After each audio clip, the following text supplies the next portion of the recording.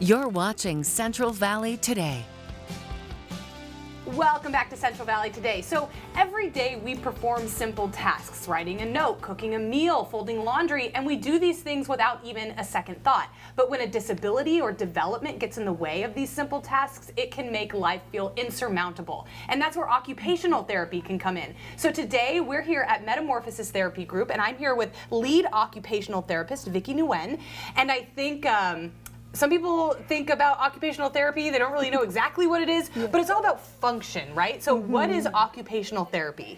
So honestly, occupational therapy is such a broad scope, but I like to kind of zone in and say, we teach you the foundational skills that you need to complete your daily, everyday task, right? Okay. But that ranges from anything. It can go anything from dressing, toileting, brushing your teeth, or it can go from doing school tasks like doing handwriting or even in-hand manipulation skills or cutting. And then it can go anywhere from feeding, right? It could be picky eating or even learning how to transition to solids and chew.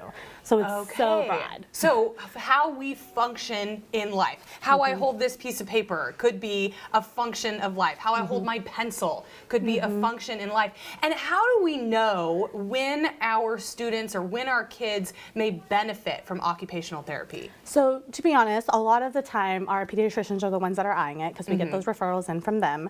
But sometimes parents have these concerns too, and they have to hear it either from a teacher or they have to hear it from others. But sometimes it's nice to kind of learn what the developmental milestones are yourselves, see where your child's at, and usually a lot of parents kind of start seeing that, especially when a kid's around 6 months old and they're not sitting up themselves. They don't have that head and neck control. They don't have the core strength to be able to sit up themselves. So sometimes parents refer as early as 6 months, and they just reach out to their pediatrician and get a referral. But it varies. It can come from any direction of where you figure out these issues are coming from. Okay, so we should learn and know what the milestones are for development in our children and make sure that they're ticking those boxes, and if they're not, we can come see somebody like you. What's the process if I have an occupational therapy session, what might we do? So it kind of depends on what you're treating, right?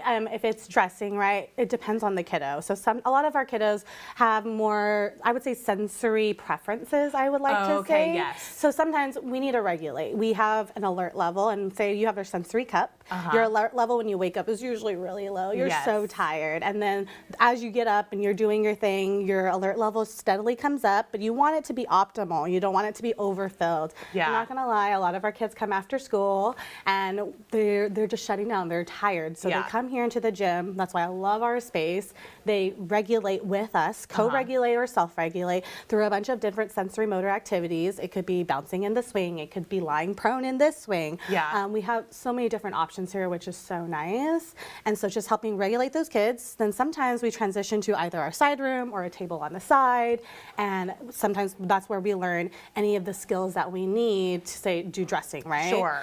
Sometimes you have to do it through, like, people say they look like unconventional tasks. They're like, oh, why don't you just button by giving them a shirt and buttoning it? But there's so many skills underneath that, right? There's Play-Doh. Like, you have to think of the hand strength you need. You need to be able to have those fine motor skills. The fine motor skills, right? And the in-hand manipulation skills. And being able to understand how to sequence through a multi-step task. All of that is so essential to learning dressing, right? You don't think all these different skills you need for it, but we teach you all those foundational skills, and we teach you the task itself so that you can achieve your goal. It's sort of like, so when I was learning to play lacrosse, you always want to play with your left hand, but we learned to play with our left hand not by playing lacrosse. We would brush our teeth with our left hand, or we would open doors with our left hand. And so that sounds sort of like that. We do these fun things that will then develop those fine motor skills that we need. Okay, you mentioned the gym. It's so fun in here. How does the gym play into your occupational therapy? So the gym is such an essential piece. I feel like all of our therapists love to start off in the gym before we do more functional tasks, or sometimes, depending on the kid, we do gym, task, gym, task. But the gym it's so essential. We do so much to help regulate us to that optimal level, whether it be through different sensory systems and different types of input you get. Some kids need more visual, right? So sometimes we go underneath there, and I have like these fiber optic lights, right? That just kind of glow up the room like a disco ball. And sometimes kids need some of that and some deep breathing and some yoga poses down there. It gets fun down there. And sometimes we do a little dance party. So it's fun. But sometimes kids need that to regulate. or they need proprioceptive input, which is usually a generally regulating input, which is more awareness to your muscles, joints, and tendons. Yeah. And we do that through heavy work exercises like doing animal walks around the gym, lying prone and doing belly swings on the swing while grabbing a bunch of squids off the floor and throwing them on the target board.